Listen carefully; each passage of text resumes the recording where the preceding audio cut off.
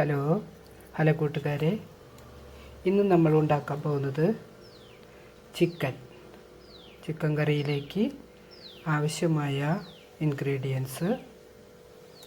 Chicken അത് കഴുകി നല്ല ഭംഗിയായി കഴുകി, ഉപ്പ്, മഞ്ഞൾ, മുളക് പൊടി ആവശ്യത്തിന് എരിവിൻ്റെ ഇതനുസരിച്ചിട്ട്, പിന്നെ കാശ്മീരി മുളക് പൊടി, പിന്നെ കുരുമുളക് പൊടി, അതും എരിവിൻ്റെ ആവശ്യത്തിന്. കാശ്മീരി മുളക് പൊടി കളറിന് വേണ്ടിയിട്ട്, പിന്നെ കുരുമുളക് പൊടി നമ്മുടെ എരിവിൻ്റെ ഇതനുസരിച്ചിട്ട്, ഇഞ്ചിയുടെയും വെളുത്തുള്ളിയുടെയും പേസ്റ്റ് അത് മസ്റ്റാണ്.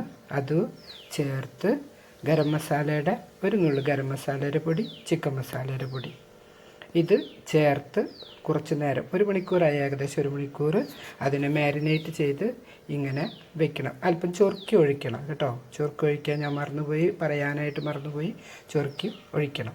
ഇനി ഇതിലേക്ക് ആവശ്യമായ സാധനങ്ങൾ എന്ന് പറയുന്നത് സവോള, 5 സവോള, 4 തക്കാളി, പിന്നെ ഇഞ്ചി അല്പം, വെളുത്തുള്ളി, ജാതിക്ക, 2 പച്ചമുളക്, 3 ഉണക്കമുളക്, വറ്റൽമുളക്, പിന്നെ നമ്മുടെ ചിക്കൻ മസാല പൊടി, ഗരം മസാലയുടെ പൊടി, പിന്നെ ഇത് ജീരകം, വലിയ ജീരകം 1 ടീസ്പൂൺ ഇടണം. പിന്നെ അല്പം ഉപ്പ്, മുളക് പൊടി എരിവ് അനുസരിച്ച് നമുക്ക് ഇതിൽ ഉപയോഗിക്കാവുന്നതാണ്. ഇത്രയും സാധനങ്ങൾ നമുക്കിപ്പോൾ വറുത്ത് എടുക്കണം. അതിലേക്ക് 4 ഏലക്കായ മണത്തിന് വേണ്ടിയിട്ട്, പിന്നെ കുരുമുളകിൻ്റെ ഇല 5 എണ്ണം. ഈ വറുക്കണയിലേക്ക് ഇത് ഇടാം, നല്ലതാണ്.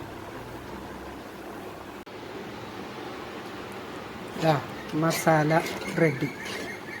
ഇനി ഇത് ചൂടാറിയിട്ട് വേണം നമുക്ക് അരച്ചെടുക്കണം കേട്ടോ. എല്ലാ സാധനങ്ങളും ഉണ്ട്, നല്ല ഗ്രേവിയാണ്. ഇനി ഇതിന്